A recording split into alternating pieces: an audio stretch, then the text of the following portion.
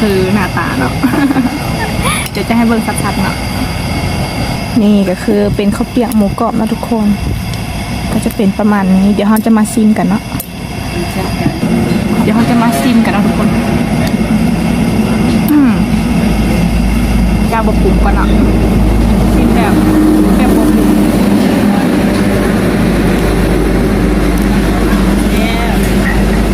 ใส่ได้ทุกคนผสมเป็นร้านขาประจำเนาะก็คือเซฟเนาะมาเสร็จทั้งหมดโลนึง15,000นะทุกคนกินเดี๋ยวเอาโลจะลองซื้อมาซิมเบอร์จากโลนึงเนาะ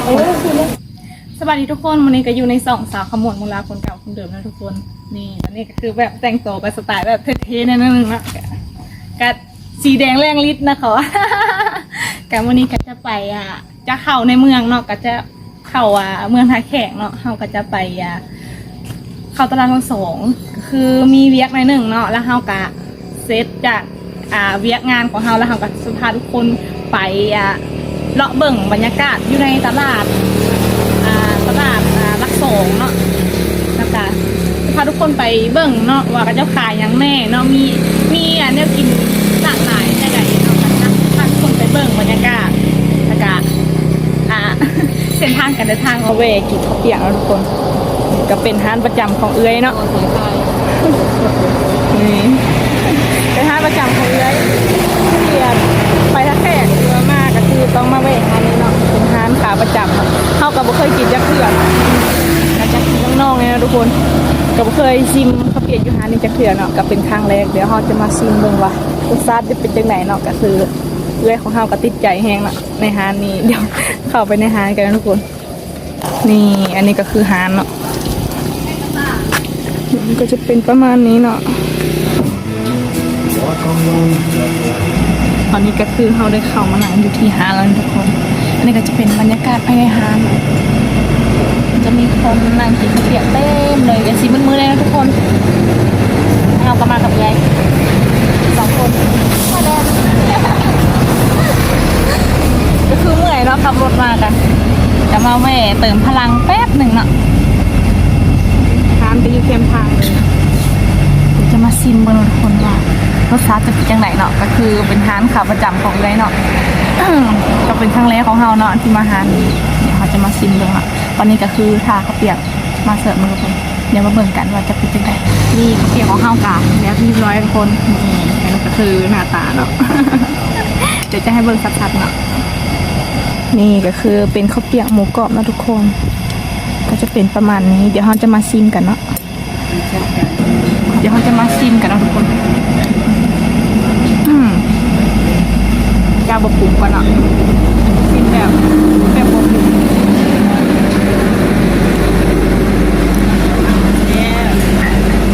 ใส่ได้ทุกคนผสมเป็นร้านขาประจำเนาะก็คือเซฟเนาะ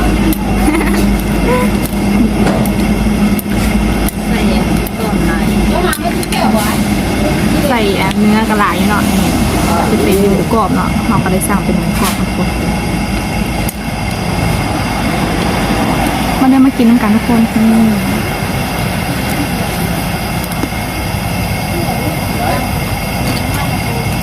แล้วแบบหมูกรอบทุกคนชมเป็นร้านขาวประจำอยู่แซ่บแน่เนาะแซ่บนี่ก็นึ่งก็เป็นน้ำยากินข้าวน้ำพร้อมเนาะนะคะอาหารกระแซ่บพร้อมก็ขอตัวกินข้าวเปียกก่อนนะทุกคนเราก็คือออกมาจากร้านแล้วเนาะก็กำลังมุ่งหน้าเข้าสู่เมืองท่าแขกเดี๋ยวไปเบิ่งเนาะเส้นทางการเดินทางของเราว่าจะเป็นยังไงจะรถหลายสำใดจะเซงรถจะเซงกันหลายสำใดเนาะ ออกเดินทางเลยทุกคนไป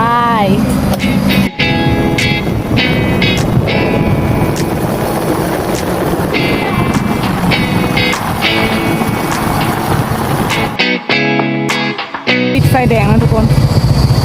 คือที่4 แยกไฟแดงเนาะอากาศร้อนหลายเนาะโคตรร้อนเลยทุกคนญี่ปุ่น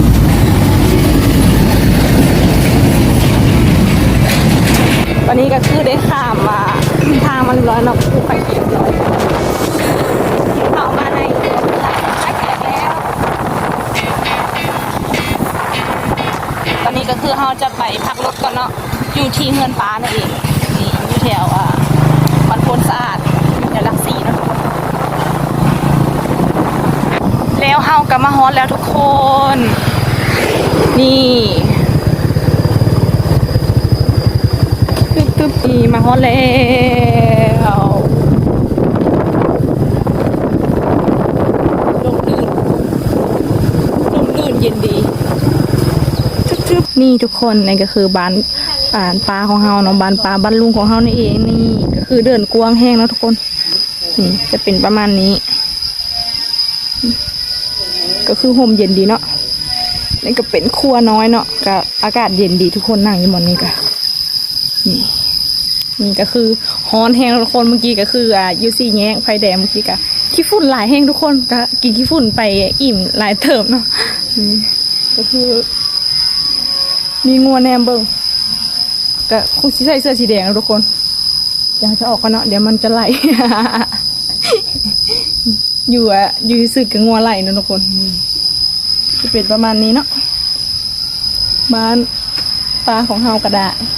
ก็คือเฮาจะมาละแค่หรือว่าทุกครั้งที่เฮามาละแค่เฮาก็จะมาพักชูที่เฮือนปลาเนาะก็คือมาเซาห่มนะคะเพื่อกินข้าวอย่างนี้นะทุกคนเดี๋ยวเขาจะเซาเมื่อยจังหน่อยแล้วก็จะเอาไปเลาะเบิ่งเนาะบ่อนเลี้ยงแบะของเอื้อยอึ่งเนาะนี่ก็คือแบะของเรานี่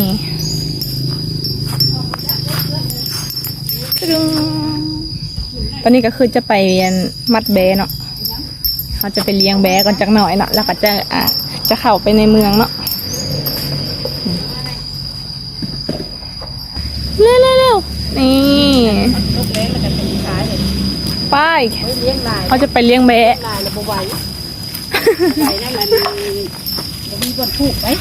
โอ้เขาจะไปเลี้ยงอยู่ป่านะทุกคนพูนแต่มันอยู่ป่าพูนเฮาไปดินเวียดเมื่อกี้เงินเก่าของที่เฮาก็อยู่แถวนี้แหละแม่นบอดแม่นวามอยู่แถวไหนอามทางเทิงเนาะเงินเก่าของเฮาก็อยู่ทางเทิงหมดแล้วทุกคนทางพูนอันนี้ก็คือเนาะอึ่งกะกำลังมัดแบอยู่ กำลังผูกแบนี่แถวนี้ก็คือเดินหญ้ากวงเดี๋ยวทุกคนกับเหมาะกับการเลี้ยงแบเนาะ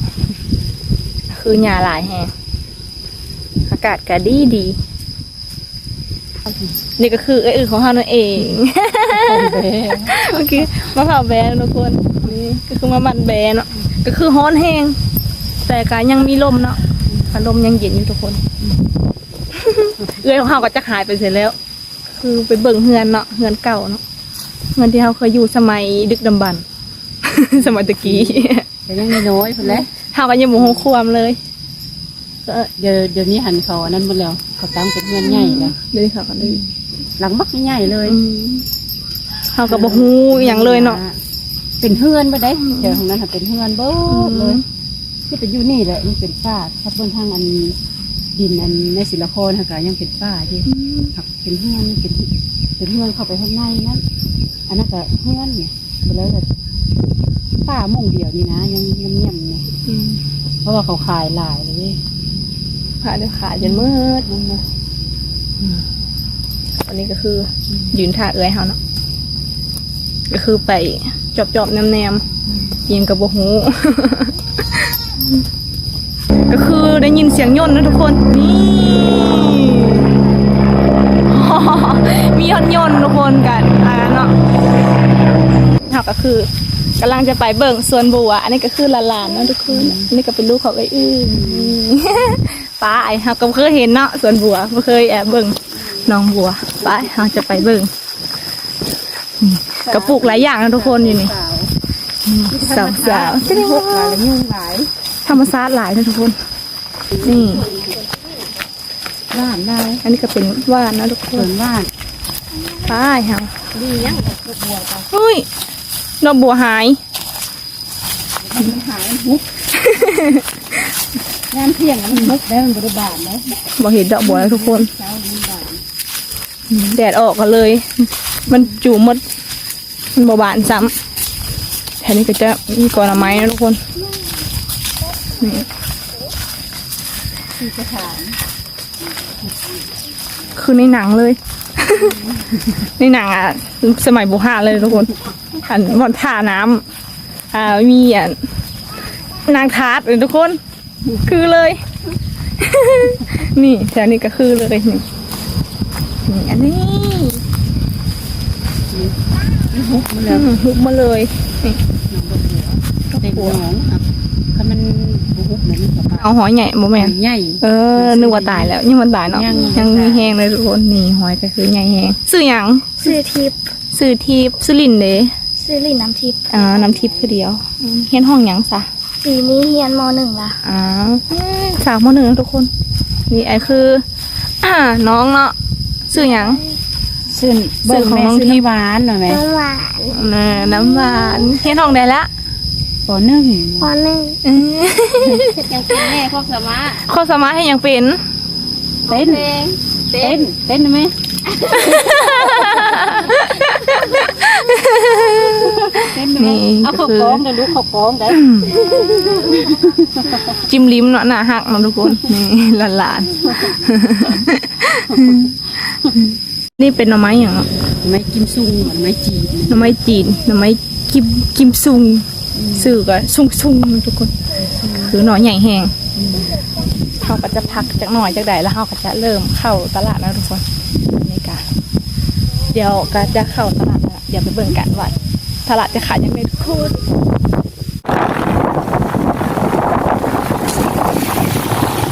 เขาก็จะแหวะเลี้ยวขวานะทุกคนก็เป็นทางกันตลาดแถวหน้าโบแล้วทุกคนชึ่งเขาก็จะมาแหวะอยู่ห้านกล้วยทอดกล้วยบดชีแม่นบอกทุกคนนี่เขาก็จะมาซื้อขนมเนาะนี่ก็คือตลาดหน้าโบแล้วทุกคนข้างในก็เขาก็ไม่ได้เลาะเข้าไปเนาะเขาก็จะมาซื้อแต่ขนมกล้วยทอดเนาะนี่ร้านของเพิ่นเนาะก็จะตั้งอยู่ต่อหน้าทางเข้าตลาดเลย เดี๋ยวเขาจะไปที่ตลาดลักสองเนาะนี่กำลังเก็บกระเป๋าจังหน่อยแป๊บหนึ่งแล้วเขาจะเดินทางไปที่ตลาดลักสองนะทุกคน มาแต่เถื่อก็ต้องมาซื้อเนาะ เดี๋ยวนี่ก็คือร้านเพิ่นเนาะนี่ก็เป็นเจ้าของร้านเนาะเดี๋ยวนี่ขนมของเราก็มีแต่ขนมแซ่บๆเนาะนี่ก็ต่อการต่อหน้าทางเข้าตลาดหน้าโบเลยนี่แต่ตอนนี้เลยนี่ไปเดี๋ยวเราก็กำลังเดินทางไปที่ตลาดลักสองแล้วทุกคนไปออกเดินทางเขาก็บอกไปทางเก่าอีก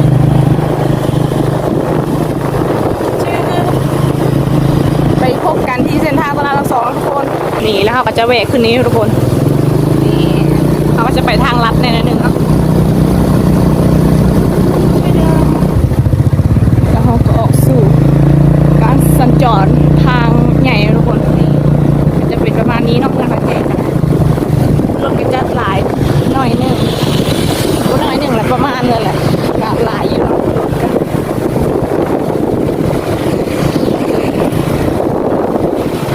แล้วเราก็มาฮอนเลยทุกคนกับเป็นตลาดลักสองเนาะคะแนนแล้วเราก็มาฮอตแล้วตลาดลักสองทุกคนนี่นี่อันนี้ก็จะเป็นบ่อนจอดรถนะทุกคนนี่ทางในก็จะเป็นตลาดลักสองเนาะเดี๋ยวเราจะเข้าไปเลาะกันไปมาแล้วทุกคน ลายมือก่อนปล่อยชวนเลยเร็ว ข้างในเนาะนี่ก็จะเป็นประมาณนี้นะทุกคนกระขายเครื่องหลากหลายอย่างเลยเนาะอันนี้ก็จะเป็นของทะเลเนาะก็เป็นลูกชิ้นฮอทดอกเนาะนี่เป็นโซนพักโซนหมักไม้นะทุกคนก็เราก็มาเลาะหลายเถื่อแล้วเนาะแต่ก็บอกเคยถ่ายให้ทุกคนมาเบิ่งเนาะแต่เมื่อนี้ก็คือได้ถ่ายให้ทุกคนเบิ่งเนาะอันนี้ก็จะ ขายเกี่ยวเนาะนี่อันนี้ก็จะเป็นไข่พักทุกคนไข่ ายพอกขายพักเนาะข้าวโพดก็จะเป็นหน่อไม้กับเห็ดไปเขาจะออกจากบ่อนนี้ทุกคนกะบ่มีอย่างสิซื้อเนาะแล้วก็บ่ฮู้สิซื้อหยังกะเฮาบ่ได้มาซื้อแบบประเภทแนวกินประเภทนี้เนาะอยู่แถวบ้านเฮากะจะมีเนาะเราก็เลยบ่ได้มาซื้อแบบนี้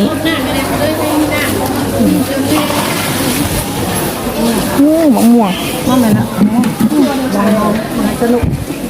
อย่างไรบ่เท่าไหร่15,000กีบเลยซ่าเลยโอ้ยพังบ่คักนี่มนุษย์บัดนี่ออกแล้วเอามาแซ่บมะม่วงโลนึง15,000นะทุกคนกินเด้อโลแซ่บจะลองซื้อมาชิมเบิ่งจักโลนึงเนาะนี่เห็นว่าแซ่บเนาะจะเอามาชิมจักโลนึงนี่ก็ตอนนี้ก็คือให้เอื้อยเลี้ยงอ่ะหน้าก็จะจืดๆซื้อแล้วทุกคนก็หากระตูนอนเนาะแป้งน้ำแดงใส่เลยเอามาเลยเอากระแป้งน้ำแดงมาใส่ตอนนี้เขาก็ซื้อมะม่วงเรียบร้อยแล้วทุกคนอาจจะออกไปโซนคือออกไปดูเลยตายตอนนี้ก็คือกำลังย่างออกไปเนาะไปซื้อสิ่งที่เราอยากได้หาอย่างที่เราอยากได้หานนี้บอกหรือหานใดหานพูนเนาะ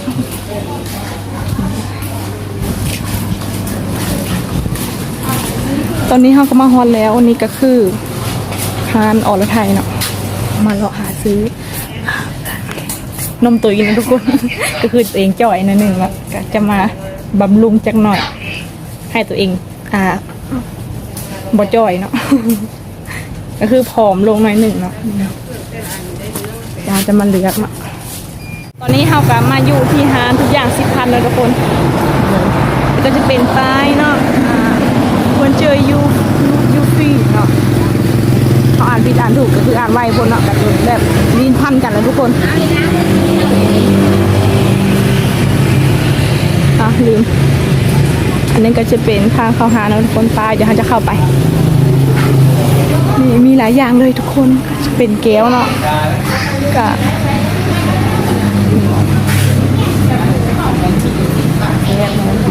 ก่อนเลย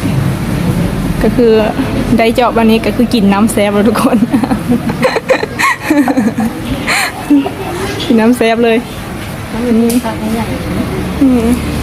ยาวแบบใหญ่นี่ก็แบบนี้ก็ค่ะ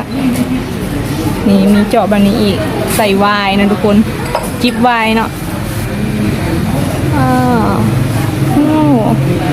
จะมาเลือกเจาะโดยเฉพาะเลยวันนี้ก็มีหลายอย่างทุกคนนี่อันนี้ก็เป็นโซนป่วยบ่วงเนาะนี่ก็คืองามแฮงมีแต่ลายงามๆเนาะข้างในก็มีไปเดี๋ยวเราจะมาเลาะกันทุกคน มาเลาะช็อปเนาะช็อปจากหน่อยจากแต่ละกระยานะทุกคนกระบาแหละอันนั้นมันกระบาลายบันไดท่านี้ก็จะเป็นกระเป๋านะทุกคนนี่อันนี้ก็จะเป็นกระเป๋านี่กระเป๋าก๊อบแก๊ปพอดีเป็นตะแพงเลยแอปเบลทั้งนั้นนี่มีหลากหลายเลย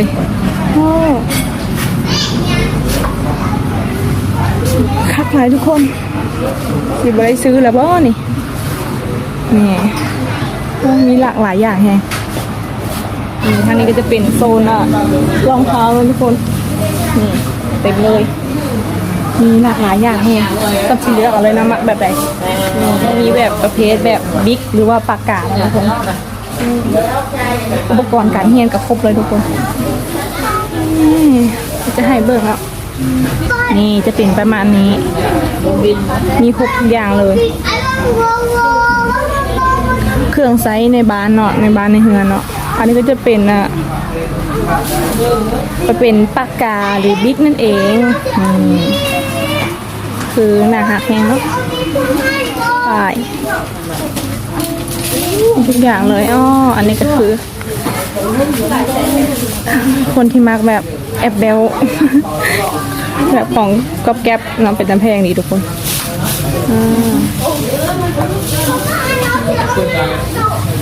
มีปื้มอีกหนังสือมีหลากหลายอย่างเลยทุกคนเราก็ต้องเลยเลือกแหละเพราะว่าถึกใจหลายอย่างเลยในนี้นี่โซนนี้ก็จะเป็นกระติกน้ำแล้วทุกคนนี่เป็นที่ใส่น้ำโอ้โคตรน่ารักเลยทุกคนอ๋อหลากหลายเลยนี่อันนี้ก็จะเป็นเจาะแก้วน้อยเนาะกับพอดีเป็นตะแพงนะทุกคนตอนนี้เราก็ซื้อมาหลายแล้วทุกคนกะเห็นตัวใดก็มากเนาะกะถึกใจมันเลย นะคะนี่ก็มีแต่ตัวที่เราถึกใจเนาะกับเมื่อกี้ก็ลองแว่นตาไปก็เลยอ่ะจัดไป 1 อันเนาะนี่อันนี้ก็จะเป็นเจ้าของร้านนะทุกคนมีร้านของเพิ่นกะแบบโคตรกว้างขวางเนาะราคาถึกแหงเนาะราคาขั้นต่ำกับ10,000นะทุกอย่าง10,000เลยคือทั้งหมดเห็นที่ปลายอ่ะทุกคนนี่ร้านของเราเนาะก็อยู่พลภาคทางของสวรรค์ของนักช็อปนั่นเองนี่อันนี้ก็มืดครึ้มแห้งแล้วทุกคนนี่ฝนใกล้สิตกแล้วค่ะอาจจะมือค่ำหน่อยหนึ่งนะทุกคนเดี๋ยวหาให้เจ้าของร้านกับเจ้าไหลเนาะ